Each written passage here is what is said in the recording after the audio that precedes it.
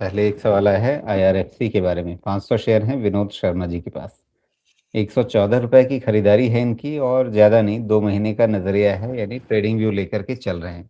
2 महीने में क्या-क्या हो जाएगा? अभी आप दिसंबर बीतता हुआ देख रहे हैं, जनवरी बीत जाएगी, 2 महीने के अंदर बजट आ चुका होगा और ट्रम्प साहब पता नहीं आएँगे या नहीं आएँगे। भारत जब आएँगे तो वो ट्रेड डील भी ला सकते हैं, नहीं आएँगे तो फिर अ, भगवान मालिक, पता नहीं क्या होगा। तो 2 महीने के बीच में ट्रेड डील हो सकती है, नहीं भी हो सकती है। बजट पक्का आ जाएगा। बजट से पहले की तेज़ी आएगी, सांता क्लॉज़ वाली तेज़ी आएगी, अ, बजट के बाद की तेज़ी आएगी, क्या-क्या होगा 2 महीने में? और उस बीच में आईआरएफसी का क्या होगा? क्योंकि वापस वही वो रेलवे वाले शेयर हैं, जब भी बजट की बात होगी, तो यही सब शेयर वापस चर्चा में आते हैं और लोग इनके पीछे भागते भी हैं। हुँ। आईआरएफसी का वैसे ठीक बात है, बजट के समय इन सब का मूवमेंट का टाइम होता है।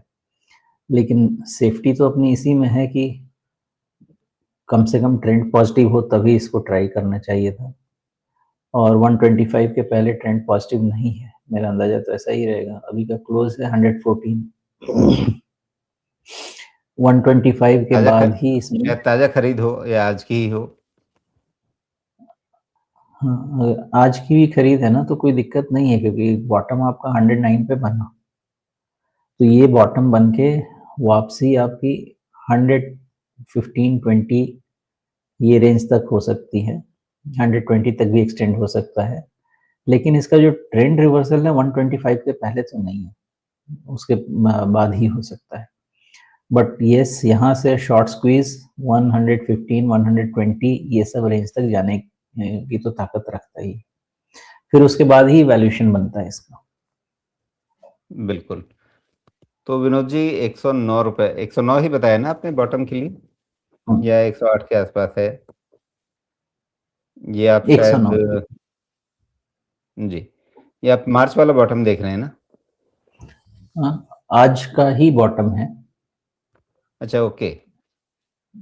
सॉरी कल आज नहीं, आज हाँ, तो मतलब गुरुवार का सैटरडे मतलब बॉटम होगा। थर्सडे थर्सडे का बॉटम है जी। 109.7 तक, तो 109 काफ़ी। और आप थोड़ा-सा पीछे चले जाएँ तो मार्च में भी लगभग 108 के आसपास ही बॉटम बना है। तो थोड़ा बहुत इसमें डेविएशन कुछ रखेंगे या नहीं?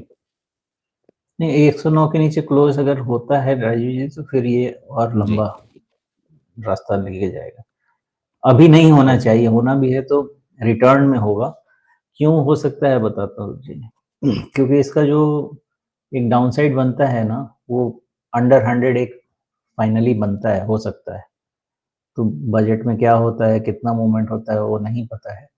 लेकिन जब तक हुँ, 120, 25 ये सब क्लियर और नहीं होता है, तब तक इसका ट्रेंड तो फिलहाल पॉजिटिव नहीं होता है।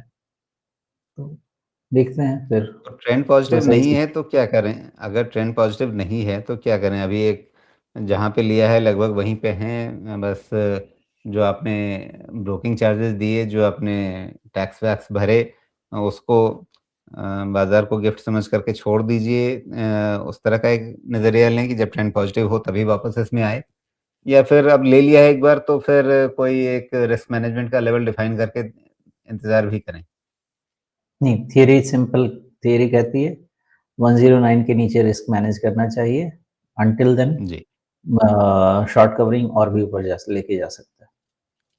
ओके। तो शॉर्ट कवरिंग ऊपर लेके जा सकती है, ये उम्मीद तो रहेगी। लेकिन अगर सवा सौ के ऊपर नहीं निकलता है मोटे तौर पे, तो बहुत ज़्यादा फिर आप आशा भी नहीं रख पाएँगे।